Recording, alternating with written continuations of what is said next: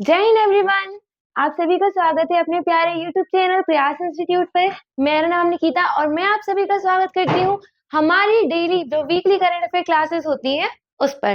तो चलिए दोस्तों, इससे पहले भी हमारी 3 क्लासेस बन चुकी हैं। मैं उम्मीद करती हूँ कि आपने ये क्लासेस देखी होंगी। तो हमारी जो करंट अफेयर्स की क्लास है हम स्टार्ट करते हैं। So let's start.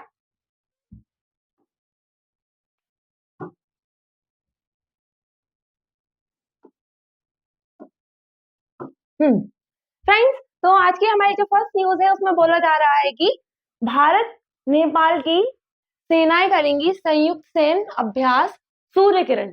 तो यहाँ पे आपको याद रखना है सूर्य किरण क्या है। सबसे पहले तो संयुक्त सैन्य अभ्यास है और कौन कौन मिलकर करना चाह रहा है इसको, भारत और नेपाल मिलकर संयुक्त सैन्य अभ्यास करेंगे। इसके आगे जो और भी लिखा है हम थोड़ा सा पढ़ लेते हैं इसको।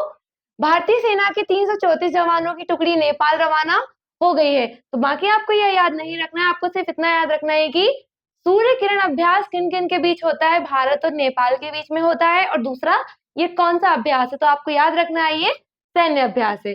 यहाँ तक क्लियर होगा आपको। नेक्स्ट न्यूज की बात करते हैं हम। सूर्य के बेहद करीब जाएगा धूमकेतु। क्या है ये न्यूज, इसके अंदर थोड़ा पढ़ लेते हैं। धूमकेतु एटलस सी 2024 G3 सौरमंडल का नया मेहमान बनने वाला है। तो आपको याद रखना है जो धूमकेतु एटलस C24 है, G3 नाम है इसका। ठीक है, ये कहाँ जाने वाला है, सूर्य के बेहद करीब जाने वाला है। नेक्स्ट हम बात करते हैं नेक्स्ट न्यूज की, जो कि बहुत इंपॉर्टेंट है। आप सभी देख पा रहे होंगे कि मध्य प्रदेश की आशी चौकसे ने राइफल 3P में जीता स्वर्ण पदक। तो सबसे पहले आशी चौक से जो है इनका संबंध किससे है, मध्य प्रदेश से है। दूसरी चीज, और ये किस चीज से रिलेटेड है, तो ये निशानेबाजी से रिलेटेड है। किससे रिलेटेड है, निशानेबाजी से। मध्य प्रदेश की युवा निशानेबाज आशी चौकसे ने निशानेबाजी में पहली बार राष्ट्रीय खिताब जीता है। तो सबसे पहले तो आशी ने भोपाल में आयोजित 67th राष्ट्रीय निशानेबाजी प्रतियोगिता में महिलाओं की 50 मीटर राइफल थ्री पोजीशन में 3P स्पर्धा में ये खिताब अपने नाम किया है। तो आपको इसमें क्या याद करना है कि आशी चौक से जो है वो कहाँ से है, मध्य प्रदेश से है और निशानेबाजी से रिलेटेड है। नेक्स्ट, ये भी बहुत इंपॉर्टेंट न्यूज है, आप पढ़ रहे होंगे। कोनेरू हम्पी।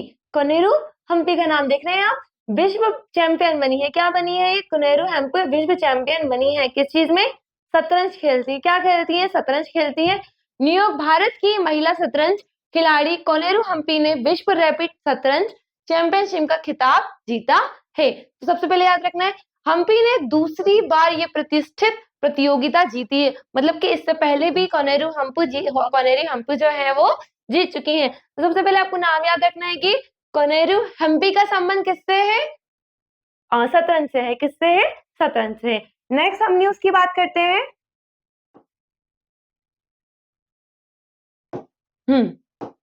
ये भी इंपॉर्टेंट न्यूज है।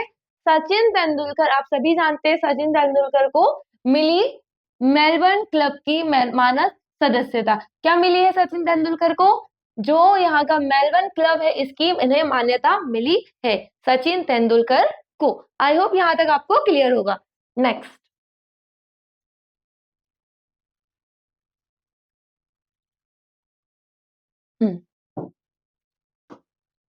फ्रेंड्स नेक्स्ट की न्यूज पढ़ रहे हैं आप, इंपॉर्टेंट है। मध्य प्रदेश के किसानों के परिश्रम और बेहतर व्यवस्थाओं से बड़ा सोयाबीन उत्पादन।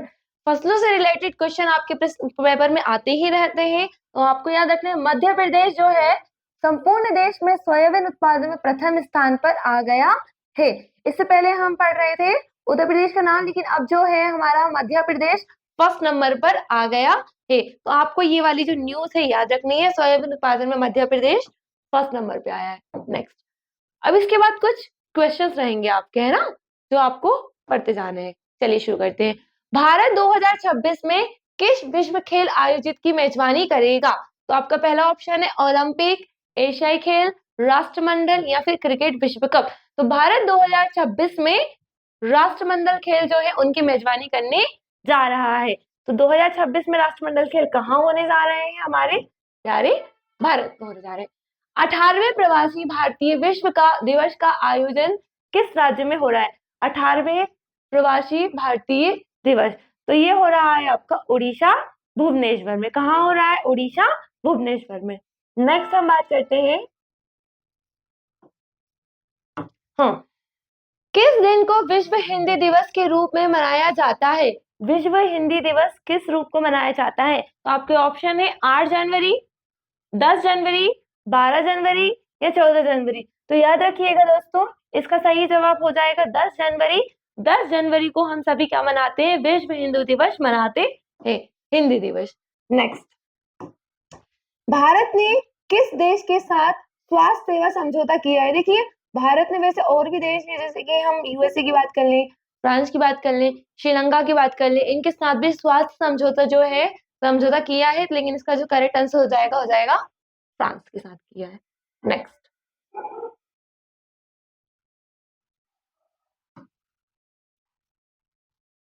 हाँ, विश्व हिंदी दिवस कब से मनाना शुरू किया जा रहा है? ये थोड़ा स्टैटिक से एक क्वेश्चन है।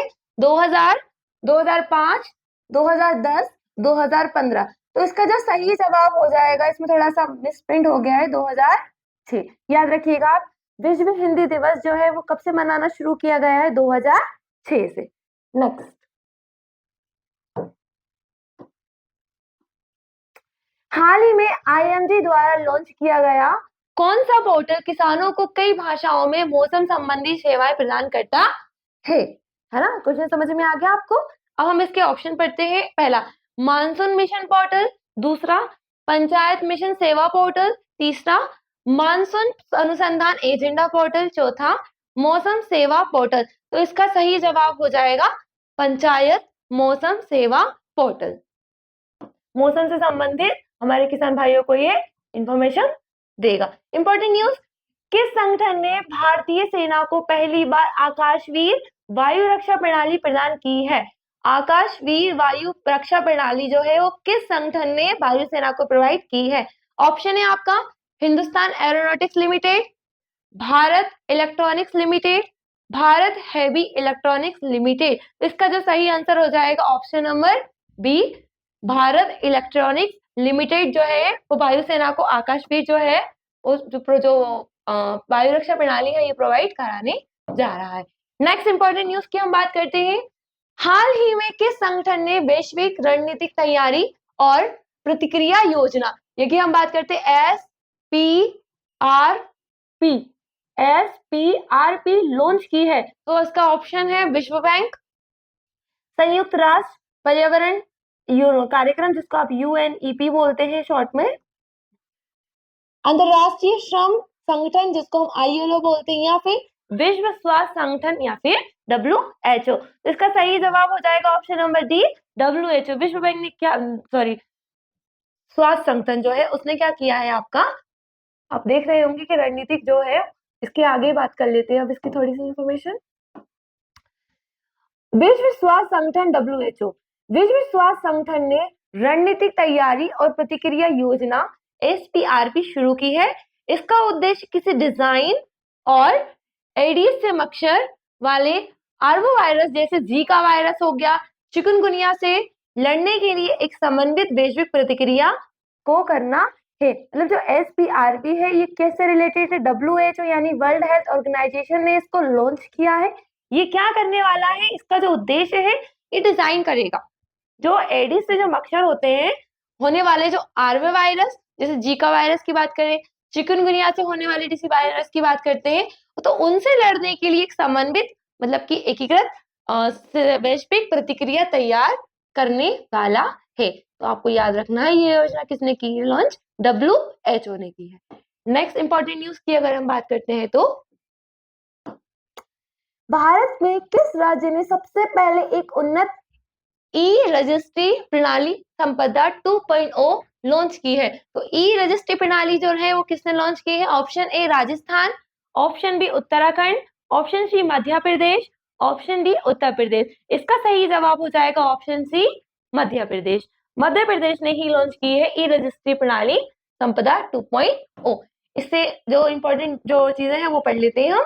मध्य प्रदेश भारत का पहला राज्य बन गया है जिसने अपना नया ई रजिस्ट्री सिस्टम संपदा 2.0 के साथ पंजीकरण को पूरी तरह से डिजिटल कर दिया है। फ्रेंड्स, इस उन्नत तकनीक और मोबाइल ऐप के माध्यम से ऑनलाइन पंजीकरण किया जा सकता है। इससे क्या कर सकते हैं हम, ऑनलाइन जो पंजीकरण है वो कर सकते हैं, जिससे उपपंजीयक में भौगोलिक रूप से जानने की आवश्यकता समाप्त हो जाएगी।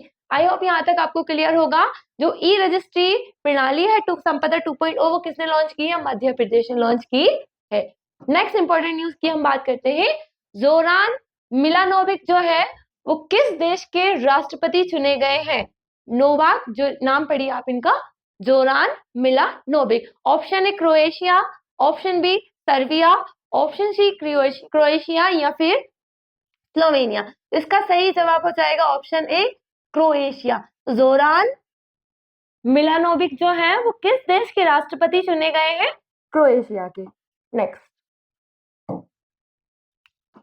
ओपी सिंह को किस संगठन का नया अध्यक्ष नियुक्त किया गया है। ओपी सिंह, तो CRPF, NSG national security guard, CRPF,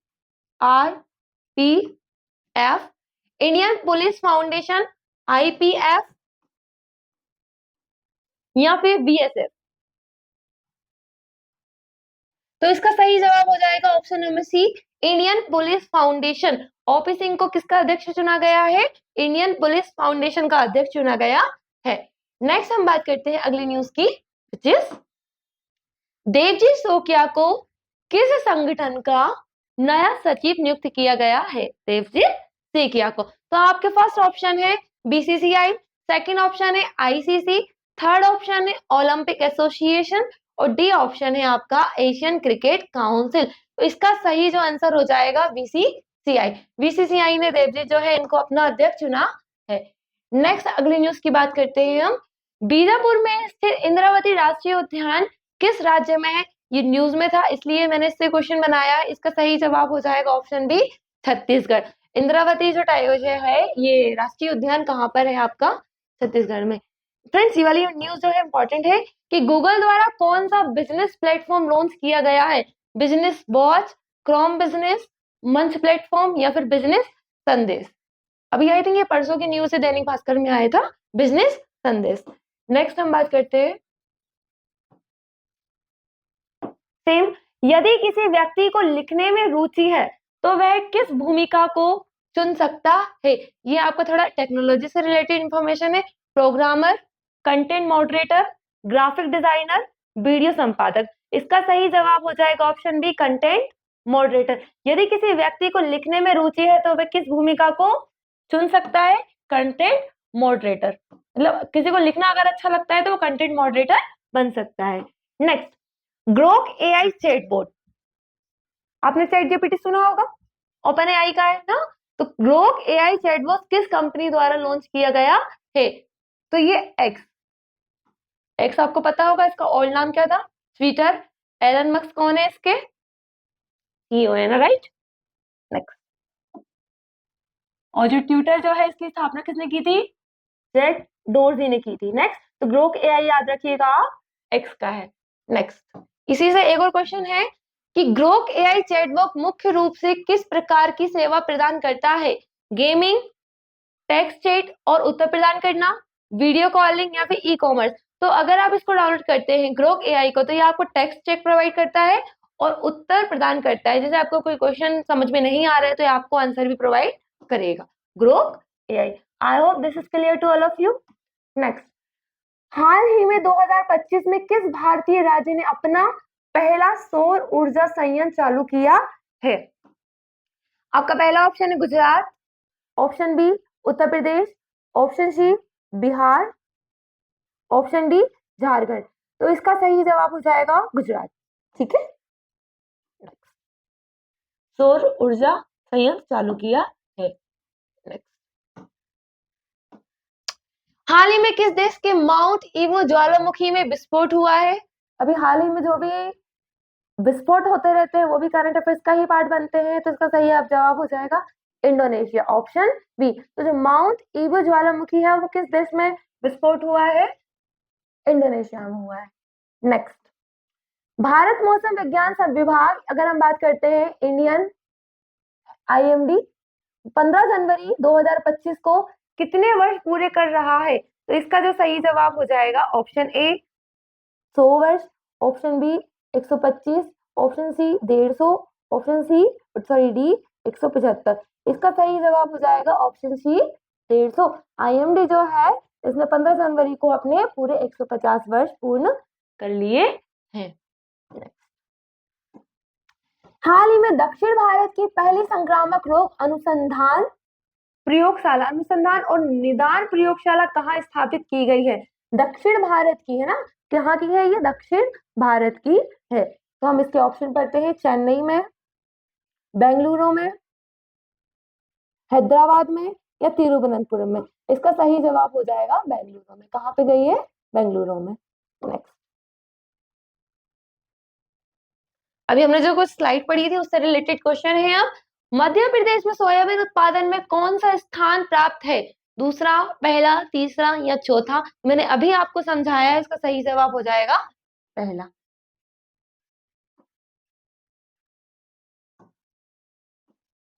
Sachin Tendulkar को किस क्लब की मानद सदस्यता प्रदान की गई है? तो इसका सही जवाब है option B, Melbourne cricket club MCC की इनकी सदस्यता इनको प्रदान की गई है। नेक्स्ट, विवाद से विश्वास जो योजना है ये किसने लॉन्च की है? तो कृषि, कानून, विज्ञान और प्रौद्योगिकी या फिर शिक्षा? इसका सही जवाब हो जाएगा कानूनी, मतलब ये टैक्स से रिलेटेड है। कानून नहीं होगा, इसका राजस्व होगा। तो विवाद से विश्वास योजना है, ये किससे संबंधित है? टैक्स, जो टैक्सेशन होता है उससे रिलेटेड है। नेक्स्ट, KM मणिलाल जो है इनका हाल ही में निधन हो गया है, तो इनका संबंध किससे था? पत्रकारिता, टैक्सोनॉमी या फिर खेल से संबंधित था? तो इसका सही जवाब हो जाएगा ऑप्शन बी, टैक्सोनॉमी। क्योंकि अभी जो निधन हो जाते हैं इंपॉर्टेंट, वो भी आपको याद रखना है, ठीक है? के मणिलाल का संबंध किससे है? टैक्सोनॉमी से रिलेटेड था। कौन सा केंद्रीय मंत्रालय पोषक तत्व आधारित सब्सिडी NBS योजना से जुड़ा है? विज्ञान और प्रौद्योगिकी मंत्रालय, रसायन और उर्वरक मंत्रालय, कृषि मंत्रालय, ग्रामीण विकास मंत्रालय?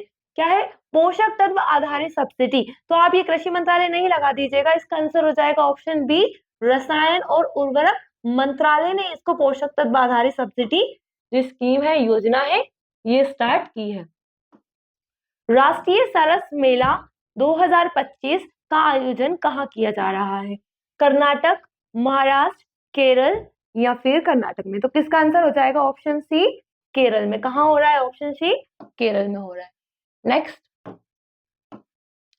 1 जनवरी 2025 को कौन से दो देश यूरोपीय संघ के शेंगन क्षेत्र के पूर्ण सदस्य बन गए हैं?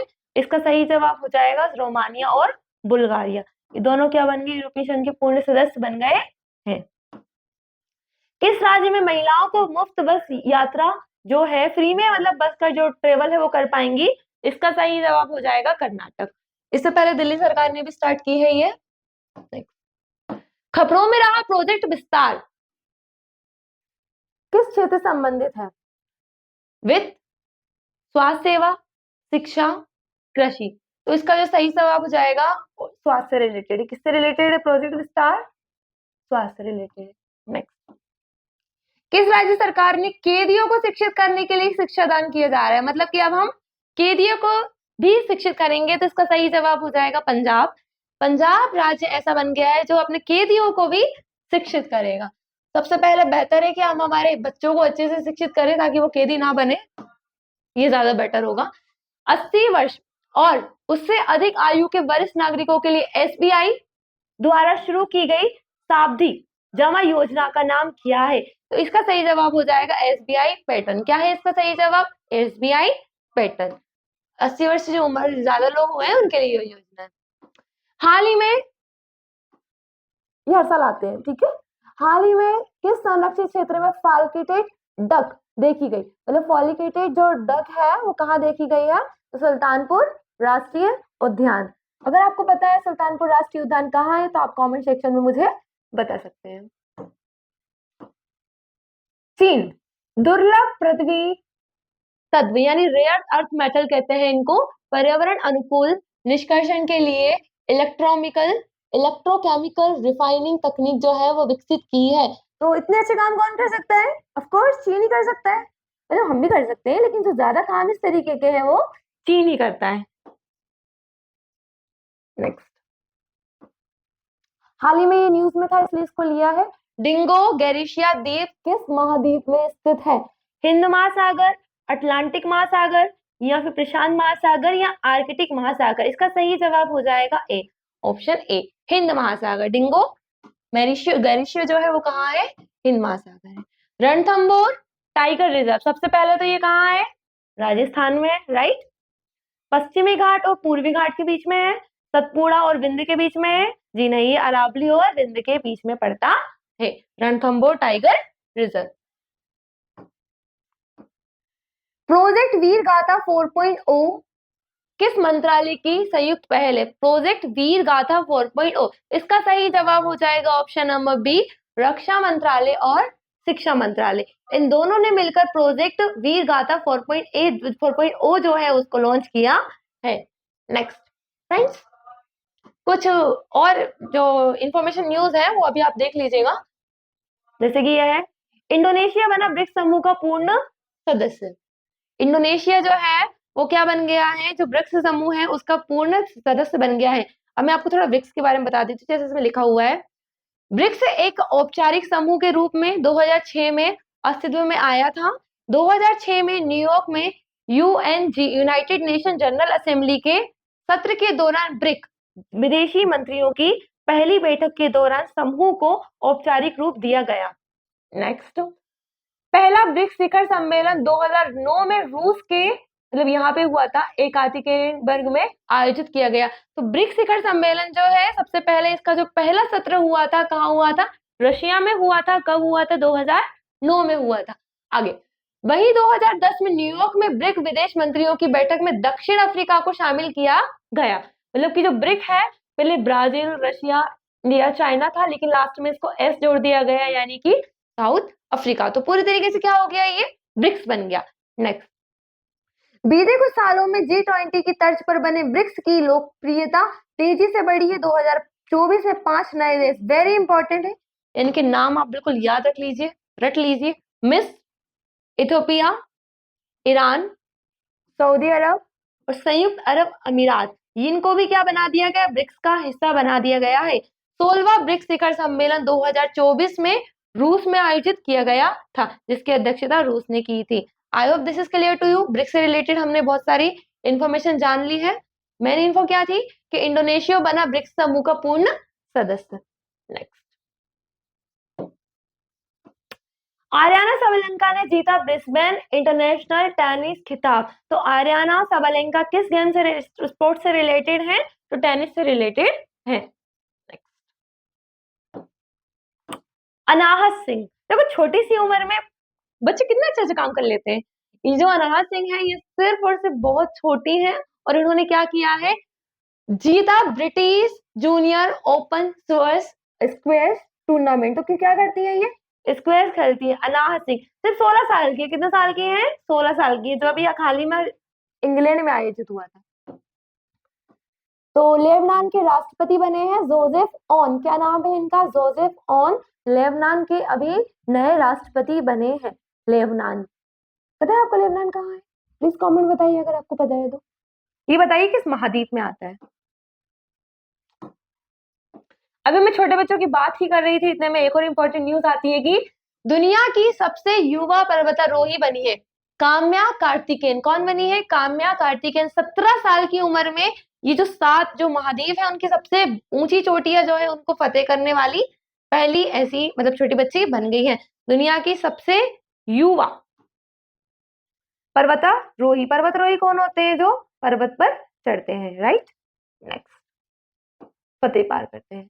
और एक लास्ट न्यूज और बची है।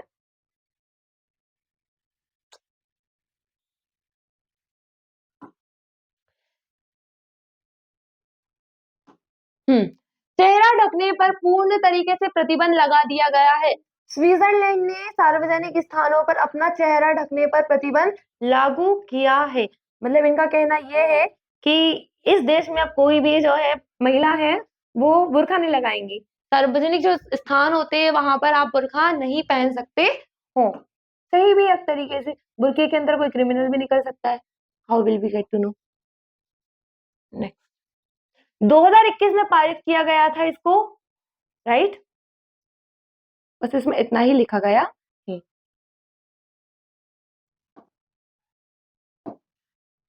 तो कौन सा देश बन गया बुर्का को प्रतिबंधित करने वाला पूरी तरीके से? स्विट्जरलैंड। कौन बन गया है? स्विट्जरलैंड बन गया है।